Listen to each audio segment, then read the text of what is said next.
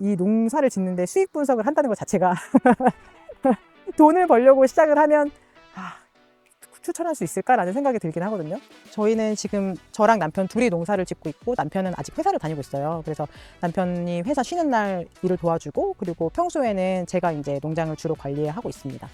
포도는 저희가 지금 여기에 있는 게 500평이고요. 나무가 120그루 있거든요. 근데 저희가 작년에 1년 농사를 지어서 이제 통계를 내기는 좀 어렵지만 3kg 포도 박스 기준으로 1000박스 정도가 나옵니다. 3000kg 정도 된다고 생각하시면 되고, 강화도의 포도 시세가 지금 좀 좋아지고 있는 편이에요. 원래도 좀 좋기도 했고, 그래서 키로당 10,000원에서 지금은 15,000원 정도까지 가고 있는 상황이어서 계산해 보시면 돼요. 안녕하세요. 저는 강화도에서 무농약 포도 농사를 짓고 있는 마맘팜 대표 손현정입니다.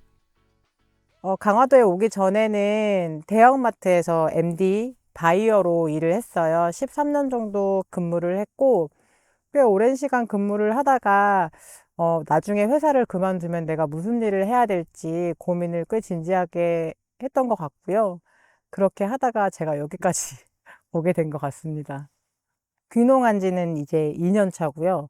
귀촌을 한 지는 4년 차가 되었습니다. 강화도는 사실 저희 부모님께서, 저희 아버님께서 은퇴를 하시고 이제 주말에만 오실 수 있는 그런 집을 먼저 이제 구해 놓으셨어요. 그래가지고 저는 이제 아이를 낳고 주말에만 저도 이제 부모님을 따라서 오게 된 게 한 10년 전인 것 같아요. 10년 전부터 강화도에 주말마다 왔다 갔다 하곤 했었어요. 저희가 강화도에 살겠다고 결정을 한 건 코로나가 시작되면서부터였어요. 코로나가 시작되고 한창 심해지는 시점에 이제 저희 아이가 1학년에 입학해야 되는 상황이 됐었는데, 학교에, 서울에서 이제 학교를 보내다 보면 친구들 얼굴도 모르고, 그리고 같이 시간을 보낼 수도 없는 환경이어서, 그럴 거면 우리 1년 정도 강화도에 가서 강화도 1년 살이를 한번 해볼까? 라고 이제 결정을 하고 온 거였는데, 저희가 1년 살이를 결정하고 산지 한 달도 안 돼서 너무 좋은 거예요. 이 강화도에서의 삶이. 그래서 남편한테 우리 1년 살이 말고 조금 더 길게 한번 살아보면 어떨까? 하고 얘기를 했고, 그때부터 조금 고민을 했던 것 같아요. 사실 저희의 만족도보다 아이의 만족도가 훨씬 높은 것 같아요. 아이는 대학교도 여기서 다니겠다고 저희한테 막 우스갯소리를 할 정도로 자기는 평생 강화도에 살고 싶다고 그럴 정도로 만족도가 되게 높고, 서울에서의 삶이 아이한테는 한 7년 정도였으니까 그 기억이 어떤 기억이었을진 모르겠지만 여기에서는 굉장히 자유롭고 그리고 무언가 제약이 없다고 느끼는 것 같아요. 본인이 하고 싶어 하는 일에. 오히려 저는 교육적으로 생각해서 강화도에 오게 된 것 같아요. 교육에서 제가 제일 중요하게 생각하는 게 자율성과 독립성이거든요. 근데 그 교육 철학이 제가 이제 있었기 때문에 올 수 있었던 게 아닌가 싶고, 자율성과 독립성은 아이한테도 제가 굳이 물려주고 싶은 게 있다면 자기가 스스로 선택해서 책임을 지는 것? 그거에 대해서는 강화도에서 삶이냐 아니면 서울에서의 학군지에서 삶이나 제가 줄 수 있는 가치에 대해서는 여기가 훨씬 더 만족도도 높고, 주변 분들이 정착하는데 힘들지는 않았냐, 시골에서는 텃세도 있다고 하는데 아무것도 모르는 상태에서 귀농이나 해볼까? 아니면 농사나 한번 지어볼까의 마인드로는 사실 정착하기조차 쉽지 않을 것 같다는 생각은 들어요. 저는 농촌이야말로 정말 자본주의의 끝판왕이라고 생각을 하거든요. 일단 땅이 없으면 농사를 지을 수 없고, 땅도 어떤 종류의 땅인지, 그리고 내가 어떤 작물을 선택하는지도 기본적으로 가져가야 되는 큰 리스크들에 이미 기본이 바탕이 돼 있기 때문에 그게 좀, 쉽게 도전할 수 없는 부분이고, 그리고 그러니까 도시에서 살다가 그걸 다 정리하고 내가 농촌에 자리를 잡겠다라고 시작을 하면 굉장히 저는 무리수가 될 수 있다고 생각하는 부분이고, 일단 저희 같은 경우에는 부모님이 먼저 들어오셨고, 저희도 이제 왔다 갔다 한 시간들이 있었기 때문에 이 농촌의 분위기를 파악하는 데는 저희한테 시간이 굉장히 충분히 주어졌었던 것 같고요. 그럼에도 불구하고 이제 이사를 들어와서는 저희한테 정착하기에 굉장히 유리한 점이었던 게, 저희는 아이가 있잖아요. 그리고 아이가 동네 학교에 입학했다 보니까 주변에 어르신들이 다 선배님이세요. 그래서 저희 아이가 이렇게 길에 지나가면 야, 너 어디 초등학교지? 내가 네 선배야. 이렇게 얘기하시거든요. 근데 이제 마을 분들이 다 그러시니까 저희 아이가 여기는 무슨 다 선배네. 이렇게 처음에 얘기할 정도로 그렇게 해서 이제 아이가 있다 보니까 관심을 가져주시고 호감을 가져주셨고, 근데 그럼에도 불구하고 아무래도 농촌이라는 그 지역 자체가 사실 그분들의 삶에서는 변화가 거의 없는 삶이잖아요. 계절의 변화 말고는 주변의 사람의 변화가 거의 없는 삶을 사시다가 외지인이 들어왔을 때 불편한 상황이 벌어지면 그게 어쨌든 저희 책임인 것 같은, 아니면 저희 탓인 것 같은 생각을 하실 수밖에 없기 때문에 그런 점에 있어서는 조금 조심해야 될 부분은 있는 것 같긴 한데, 저는 사람 사는 데는 사실 다 비슷하다고 생각하거든요. 그냥 서로 지켜야 될 선이 있고, 그리고 기본적으로 지켜야 되는 거, 정말 인사를 시간을 들여서 친절하게 한다던가, 아니면 정말 따뜻하게 관심을 가지고 그분들이 잘 지내시는지, 혹시 저희가 누를 끼치고 있지는 않은지, 아니면 도움을 드릴 수 있는 부분은 있지 않은지,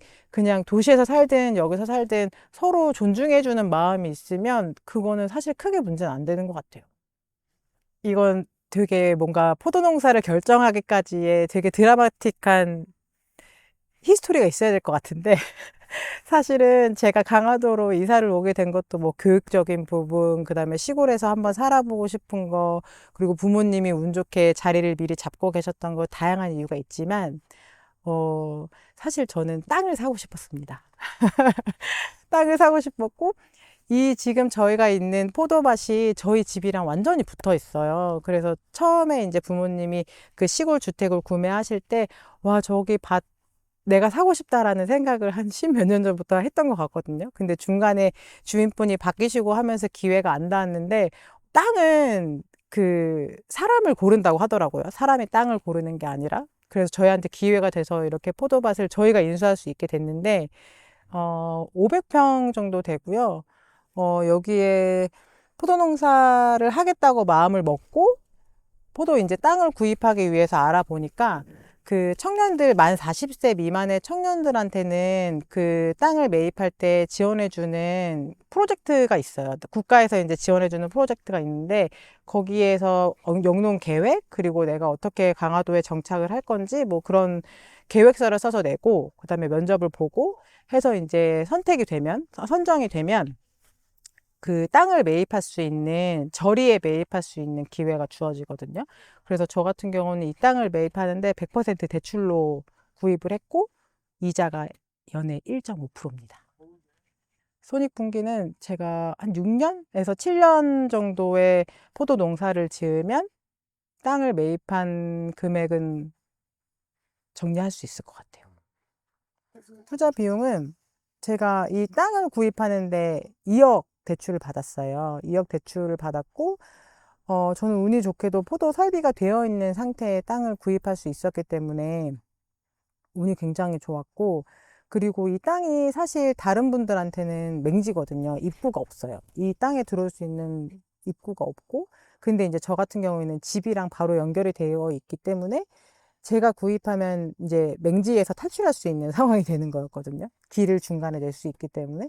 그래서 저희한테는 포도 농사라는 목적도 있었지만, 제가 처음에 말씀드렸다시피 저는 땅을 사고 싶다고 말씀드렸었잖아요. 그래서 그런 투자 면에서도 조금 유리한 면이 있어서 좋았고, 일단 들어간 비용은 땅을 구입하는 데 들어간 비용 2억, 그리고 저희가 관수를 하기 위해서 지하수를 사용하고 있거든요. 그래서 지하수를 직접 나오게 할 수 있는 그 시설을 만드는데 한 200만 원 정도 들어갔고요. 그리고 그 외에 들어가는 거는 중간중간에 이제 갈아줘야 되는 소모품들이 있고, 그래서 사실 들어가는 비용이 그렇게 크진 않아요. 그냥 매해 들어가는 비료, 그 다음에 유기농, 제가 농약을 사용하진 않지만 해충이나 균을 방지하기 위해서 유기농 자재들을 사용하고 있거든요.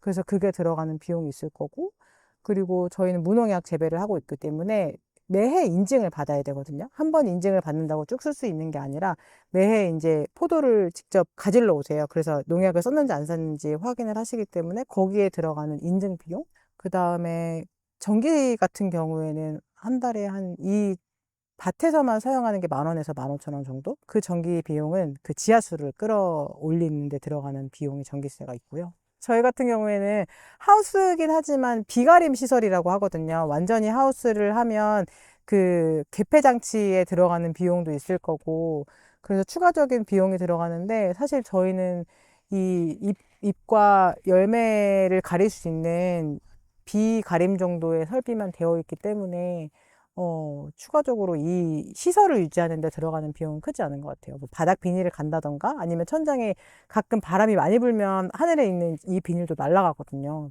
그래서 이걸 비닐을 가는 비용?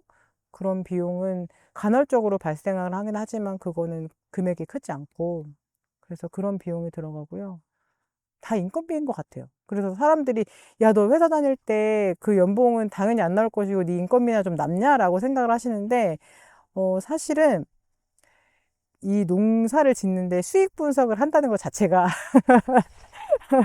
돈을 벌려고 시작을 하면 아, 추천할 수 있을까라는 생각이 들긴 하거든요. 돈도 당연히 중요하죠. 여기서 내가 이렇게 일을 하는데 돈을 못 벌고 막 정말 포도로 나눠 먹을 수 있는 정도로만 되면 안 되겠죠. 근데 내가 사업을 해서 농사를 지어서 성공을 해보겠다라는 목표는 조금 뭐랄까 실망하기 쉬운 목표인 것 같아요.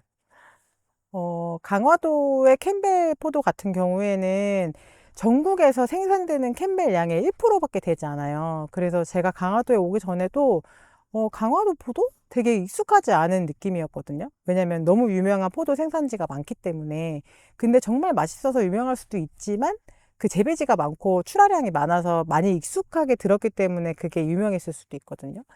그래서 강화도 포도, 캠벨 포도 처음에 제가 딱 맛을 보고 아, 이거는 굉장한 상품성이 있다. 이제 제가 했던 일이 MD고 바이어다 보니까 아, 여기에 특별한 우리의 이야기 그리고 나의 가치관이 담기면 이거는 가격으로 책정할 수 없는 상품이 되겠다라는 생각을 했고 그다음에 강화도 같은 경우는 어쨌든 섬이고 해풍이 있고 온도차가 아침과 저녁의 기온이 되게 많이 차이가 나는 편이에요. 근데 포도 재배에서 가장 중요한 아침과 저녁 차이, 그 기온의 차이가 큰 거거든요.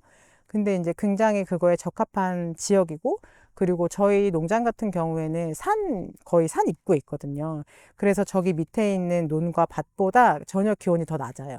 그래서 저희 포도가 더 맛있지 않을까라는 생각이 들기도 하고, 그래서 저는 강화도, 그리고 이 캠벨 포도를 만난 게, 어쩌면 저한테는 진짜 운명적인 일이라고 생각이 들어요. 저희한테 가장 매력적으로 다가왔던 점은 뭐 수익성 이런 걸 떠나서 포도 농사는 겨울에 쉴 수 있습니다. 1년에 한 6개월 정도 열심히 일하면 6개월은 쉬는 거예요. 그러니까 돈을 아주 많이 벌지는 못하지만 저한테 제일 중요한 자율성과 독립성이 생기기 때문에 한번 해보고 싶다라는 생각이 들어서 도전하게 되기도 했죠. 포도는 꼭 그 시기에 해야 되는 일들이 정해져 있어요. 포도 농사가 본격적으로 시작하는 거는 사실 2월에서 3월인데, 그때도 시간을 많이 들이진 않아요. 그래서, 2월에 가지를 전정해주는 작업을 해야 돼서 그때 한 일주일 정도 일손이 필요하고요. 그 다음에 3월부터는 새순이 나고, 꽃이 피고, 열매가 맺고 하는 3월부터 6월 정도까지 그때는 매일 농장에 나오긴 해요. 매일 농장에 나오지만 반나절 이상 일을 하진 않고요. 그리고 산책한다고 생각하면서 한 번씩 돌면서 이파리 정리해주고 새순이 너무 많이 나면 안 되기 때문에 한 가지나 하나씩만 남길 수 있도록 정리를 해주는 작업을 하고요. 그다음 송이를 하나씩 만져줘야 되는 작업, 봉지를 씌워줘야 되는 아주 바쁜 작업을 6월에 한 다음 그때가 제일 손이 바쁘고요. 왜냐면 여기에 있는 지금 송이가 한 15,000 송이 정도 될 거거든요. 그 15,000 정도 송이 되는 거를 다 일일이 손을 대야 되고, 그리고 그게 끝나면 봉지를 씌워줘야 돼요. 그래서 그때가 조금, 시간을 다투면서 일을 해야 되는 시기라 그때가 제일 바쁘고, 그때 외적으로는 정말 그 외에는 정성인 것 같아요. 내가 이 이파리를 하나 떼주고 안 떼주고, 그리고 이 바닥에 있는 풀들을 정리하고 안 하고 이거는 정말 농장주가 결정해서 할 수 있는 일들이기 때문에 매일 밭에 오지 않으시는 분들도 계시거든요. 그래서 그거는 이제 내가 선택할 수 있는 부분이 생기는 거죠. 8월 말부터 9월에 수확을 하고 나면 10월부터 2월까지는 쉬는 거죠. 아, 이제 생각만 해도 너무 기쁜데 판매를 다 하면요. 일단 포도 농장을 정리하는 시간이 좀 필요해요. 비닐, 바닥에 거쳤던 비닐도 다 걷어줘서 땅도 숨쉬고 겨울 동안에 이제 쉬게 만들어줘야 돼서 농장을 정리하는 일을 한 2주 정도 시간을 들여서 할 것 같고요. 그 다음에는 놉니다. 겨울에는 여행도 많이 다니고요. 가족들이랑 시간도 많이 되게 보내기도 하고, 그게 제가 포도 농사의 가장 매력적이라고 생각했던 부분인 것 같아요. 빡세게 일하고 빡세게 놀고. 사실 저는 그 책상에 앉아서 공부하는 시간보다 그냥 현장에서 그 생애 주기를 1년을 경험하고 나면, 아, 이렇게 포도가 열리고 또 지고 낙엽이 지고 언제부터 새해가 다시 시작되는구나를 그냥 한 해를 경험하고 나시면 그다음부터는 내가 어떤 부분이 부족한지는 공부를 스스로 할 수 있는 선택을 할 수 있는 상황이 되기 때문에 한 1년 정도는 그 내가 정한 농작물 를 경험해 보는 게 좋은 것 같아요. 제가 처음에 이제 포도를 시작하게 된 가장 큰 이유였던 그 지인분들 집에 가서 일을 이제 많이 배워요. 가서 그쪽에서 일을 배우면서 도와드리기도 하고, 아, 그래서 이때는 이 작업을 해야 되는구나라고 저희가 포도 농사를 시작하기 한 해 전에 이제 그 집에 가서 중요한 시기 때마다 일을 보고 도와드리면서 배웠고요. 그렇게 1년 정도 수련 기간이 있었고, 수련을 한 다음에는 이제 정말 그때부터는 작년에는 맨땅에 헤딩이었죠. 저희가 딱 그 시기 됐을 때, 아, 이거는 이때 지금 이 일을 해야 되는구나. 라고 이제 딱딱 그때 공부를 하고, 책도 찾아보고, 그 다음에 농업기술센터라고 각 지역마다 센터가 있거든요. 거기에서 이루어지는 교육들도 듣고, 그러면서 농사에 대한 기본적인 노하우는 공부하고 있어요. 무농약은 농약을 일체 쓰지 않아야 된다는 것과 그리고 기본 그 화학 비료도 일반 그 관행농에 비해서 3분의 1 정도밖에 쓸 수가 없거든요. 그래서 토지를 스스로 관리할 수 있게 유기농 자재를 써서 비료를 준다던가 아니면 비료를 만들어서 준다던가 해야 되는 과정이 있어요. 무농약 재배를 3년을 한 뒤에 유기농으로 전환을 할 수가 있어요. 제가 유기농 농사를 지어보겠다고 한 건 좀 너무 용감했던 선택 같기도 한데요. 일단 제가 결정을 하게 된 계기는 강화도에 귀농을 이제 먼저 하셔서 유기농 재배를 하시고 책까지 쓰신 작가님을 만나게 될 기회가 있었는데 그 작가님께서 저한테 해주셨던 이야기 그리고 제가 앞으로 제 이제 삶의 가치관과 맞는 어떤 농사를 지을 것인가에 대한 고민을 할 수 있게 해주셨던 것 같아요. 그래서 제가 무농약 농사를 짓겠다고 한 거는 물론 건강한 포도를 만들고 싶다라는 생각도 있었지만 저는 초보잖아요. 농사 초보고 주변에는 농사를 엄청 크게 짓는 분들도 많으신데 내가 그분들하고 경쟁할 수 있는 방법이 없더라고요. 그리고 경쟁을 꼭 해야 되나라는 생각도 들고 그래서 그러면은 우리 1년 첫 농사 지을 때는 남편도 회사를 다니고 있었고 저도 이제 퇴직금도 있고 하니까 1년은 망해보더라도 한 번은 해보자. 처음에 시작할 때 못하면 이거는 그냥 관행농으로 짓다가 유기농으로 하는 거는 너무 어려운 일일 거고 망하더라도 그냥 첫 해에 망하고 우리 한번 해보자. 해보고 안 되면 말고 약간 그런 마음으로 시작을 했던 건데 첫 해에 운이 되게 좋게도 잘 됐어요. 정말 풍년이었고 뭐 벌레가 먹거나 그다음에 균의 영향을 받은 것도 없었고 그래서 저희가 이제 그 경험이 있다 보니까 이제 자신감이 생긴 거예요. 이게 우리가 조금 공부를 하고 관심을 갖고 노력했더니 이게 되게 어려운 일이 아니구나라는 생각을 하게 됐고, 그래서 이제 지금은 무농약이고 3년 뒤에 유기농까지 갈 계획을 갖고 있어요. 저희가 지금 포도농사 2년 차인데요. 저희는 경매로 출하를 하지 않고 있어요. 일단 저희가 무농약 재배이기도 하기 때문에 이제 무농약 포도의 가치를 그 가격으로 제대로 받지 못할 수 있다는 얘기를 저도 많이 듣기도 하고 그리고 첫 해부터 경매를 내기에는 경험도 없고 그래서 작년에는 거의 경매를 자발적으로 하지 않은 게 아니라 그냥 어쩔 수 없이 하지 못했던 상황이기도 했던 것 같아요. 그래서 이제 첫 해에는 지인분들께 판매를 많이 했었거든요. 저희 이제 포도 농사 처음이니까 구매를 많이 해주셔서 처음에 그렇게 시작을 했는데 처음에는 이제 한두 박스 드셨던 분들이 맛을 보고 이거는 평생 먹어보지 못했던 포도의 맛이다라고 얘기를 해주시는 거예요. 그러면서 처음에 한두 박스 구매하시던 분들이 막 5박스, 6박스를 구매하시고 선물도 막 10박스씩 하시면서 작년에 저희가 거의 한 3주 만에 포도를 다 판매를 했어요. 정말 정신없이 판매를 하고 끝이 났는데 올해 이제 판매를 시작하는 시점에 제가 이제 작년처럼 정신없게 판매를 하고 싶지가 않아가지고 미리 선 주문을 조금 받아놔야겠다. 그래서 이제 수확을 하기 전에 작년에 구매하셨던 고객님들께 올해 저희가 언제부터 수확을 할 예정인데 구매를 원하시면 수량을 말씀해 주세요 라고 이제 말씀을 드렸더니 작년에 구매하셨던 수량보다 훨씬 더 많은 수량을 구매하고 싶다고 얘기를 해주셔가지고 저희가 이제 수확을 막 시작하고 있는 상황인데 80%가 이제 예약 물량으로 다 판매가 된 상황이고 저희 현장에 와서 구매하시는 분도 계시고 아직 그 정보를 모르시는 분들도 계셨기 때문에 나머지는 조금 여유분으로 가지고 있긴 한데 어쨌든 저희가 수확도 하기 전에 다 판매를 할 수 있었던 거는 정말 정말 행운이라고 생각해요. 귀농하면 좋은 이유는요. 제가 친구들한테 제일 많이 하는 말 같아요. 불편해서 편안하다는 말을 제일 많이 하는데 여기는 사실 저희 집은 산속에 있기 때문에 그 배민을 키면 배달 가능한 가게가 하나도 없어요. 그냥 정말 그런 화면을 보셨는지 모르겠어요. 배달 가는 가게가 없다는 이렇게 영 이렇게 해서 나오거든요. 처음에 왔을 때는 치킨이 너무 먹고 싶어가지고 저희 가족 셋이서 침대에 누워서 아 정말 치킨이 너무 먹고 싶다. 그 배달이 오는 소중함을 모르시죠? 그 배달이 오는 소중함이 있어요. 근데 이제 처음에 너무 불편했는데 이게 불편함이 편안함이 되는 것까지 시간이 얼마 안 걸렸거든요. 근데 여기서는 모든 게 다 불편하니까 되게 작은 사소한 불편함이 불편하게 느껴지지 않거든요. 그러다 보니까 마음이 되게 여유로워져요. 그리고 차도 차가 막히는 구간이 없기 때문에 그냥 정말 운전하는데도 스트레스 안 받고 운전할 수 있고 제 친구들한테 제일 많이 하는 말이 치킨론입니다. 치킨론. 그 배달의 민족에서 치킨을 구매할 수 없는 그 불편함을 느껴보았느냐. 근데 그게 편안함으로 되어가는 과정에 대해서 설명을 하면서 그래서 저희가 도시에서는 너무 당연한 것들이기 때문에 행복을 느끼지 못하는 것들이 여기에서는 그냥 정말 매 순간순간 내 선택에 따라서 행복을 느낄 수 있다는 게 제일 큰 장점이지 않을까 싶어요.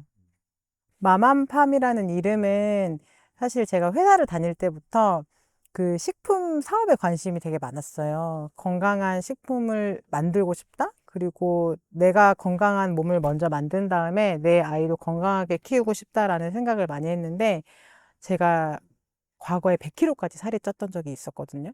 그래서 근데 그 체중을 감량하는 과정에서 아, 내 아이는 그런 걸 좀 이런 그 체중이 많이 나갔을 때 불편함과 서러움? 약간 그런 걸 느끼지 않았으면 좋겠다라는 생각에 그 식품 사업에 관심을 좀 가졌었는데 그때 아무것도 없었어요. 제가 어떤 식품 사업을 할지도 결정하지 않았는데 제가 상표권을 하나 등록해 놓은 게 있었거든요. 근데 그 상표권 이름이 마맘 다담이에요. 엄마의 마음을 다 담은이라는 뜻의 상표권인데 이걸 내가 언젠가는 쓰겠다라는 생각으로 이제 상표권부터 등록해 놓고 지금 등록한 지가 한 7, 8년 된 것 같거든요. 그래서 그걸 사용하지 못하고 이제 시간이 지나다가 이제 농장 이름을 지어야 되는데 뭘로 할까 막 하다가 그냥 그 마맘 다담을 다 쓰기는 좀 어렵고 그러면 마맘이라는 그 이름을 담아서 엄마의 마음을 담은 농장이라는 뜻의 마맘팜을 하면 좋겠다 라는 생각에 마맘팜이라는 이름으로 시작하게 됐습니다. 저희 마맘팜의 특별한 점이라고 말씀을 드리면 사실 저는 저희 포도가 제일 맛있다고 얘기는 못 하겠어요. 왜냐하면 저는 농사의 초보이고 그리고 자연이 주는 그대로를 지금은 받을 뿐 어떤 특별한 노하우가 있는 것도 아니거든요. 우연히 좋은 기회에 좋은 땅에 좋은 기후를 가진 곳에 포도 농사를 하고 있다는 것 뿐이고 근데 제가 이제 오래 했던 일이 MD고 바이어다 보니까 저는 똑같은 상품에서 새로운 가치를 찾아내는 걸 굉장히 좋아해요. 다른 쓰임을 만든다던가 아니면 다른 사람들이 생각하지 못했던 부분을 조금 강조하는 걸 좋아하는데 저는 이 비닐을 씌우는 포도 봉지를 씌우는 일이 굉장히 중요하다고 생각도 하지만 이 비닐의 뒤편에 보면 백지거든요. 이게 좀 아까운 거예요. 여기 앞면에는 이제 뭐 저희 강화도 포도나 이런 거 할 수 있지만 제가 어느 날 절에 갔는데 절에 가면 이렇게 그 등을 달잖아요. 근데 거기에 소원이 한 90% 이상이 가족 건강이라고 소원을 빌어 놓으셨더라고요. 근데 그게 되게 인상적이기도 하고, 저 같은 경우에는 맘맘팜이라는 이름부터 제가 농사를 짓게 된 과정에 저희 가족의 건강이라는 그런 키워드가 있었기 때문에 그게 되게 크게 와닿았던 것 같아요. 사람들이 굉장히 대단한 소원을 비는 게 아니라 가족의 건강을 기원하는구나 라는 그 생각에 제가 이 포도 봉지 뒷면을 사용해서 편지를 쓰게 하고 있거든요. 제가 이제 아이들한테 텃밭 수업이나 그다음에 꽃 관련된 수업을 하기도 하는데, 그럴 때 이제 아이들이랑 수업할 때 이 뒤에 우리 가족 건강 기원 아니면 이 포도를 먹는 사람은 로또에 당첨돼요, 막 이렇게 편지를 써주는 친구들도 있어요.